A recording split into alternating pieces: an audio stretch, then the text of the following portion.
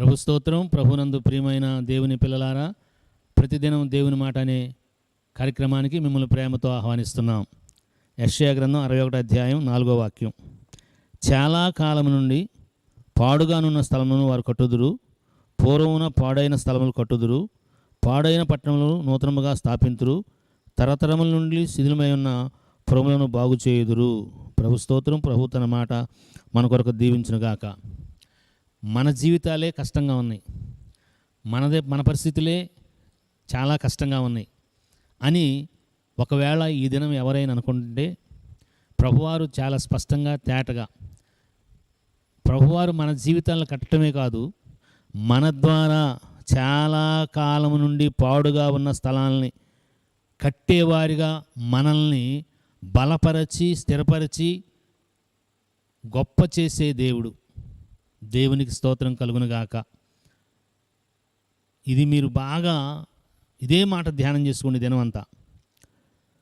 పూర్వమున పాడైన స్థలాలను కట్టేవారిగా, తరతరముల నుండి శిథిలమైన పురాలను బాగు చేసేవారంగా, పాడైన పట్టణాలను నూతనంగా స్థాపించేవారంగా.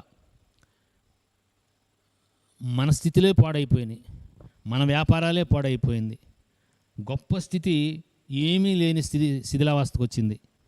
దేవుని పిల్లలారా, నేను తెనాలి మందిరంలో నడిపించిన బిడ్డలు కోటీశ్వరులు మొత్తం కోల్పోయి ఇటంటే అటు నెమ్మది లేక వెళ్ళిపోయారు. ఒక నెల మందిరంలో ఉన్నారు. ప్రభువుని ఎరిగిన వారు ఒక్కళ్ళే, ఎరగని వారు మిగిలిన వారు. ఈ రోజున హైదరాబాద్ పట్టణంలో గొప్ప ఆశీర్వాదంతో మంచి సంఘంలో స్థాపించబడి మారుమనసు పొంది పాపక్షమాపణ మీద బాప్తిసం పొంది యెరూషలేము కూడా సందర్శించి దేవుని యొక్క మందిరంలో పరిచారకులుగా ఉంటూ పెద్ద వయసులో కూడా హైదరాబాద్ పట్టణంలోనే వారు ఏమైతే కోల్పోయారో అంతకే 4 రెట్లు సంపాదించారు. చచ్చిపోదామని ట్రైన్ కిందకు వెళ్ళిన ఫ్యామిలీ.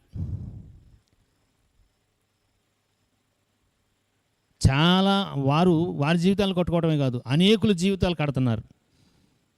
ఈవేళ ఉదయకాల సమయంలో మీలో ఎవరైనా అంతా పాడైపోయింది, శిథిలమైపోయింది, ఇంకేమీ లేదనుకున్న జీవితాలు ఏమైనా ఉంటే, దేవుని యొక్క వాగ్దానం యెషయా గ్రంథం 61వ అధ్యాయం 4వ వాక్యాన్ని ధ్యానం చేయండి.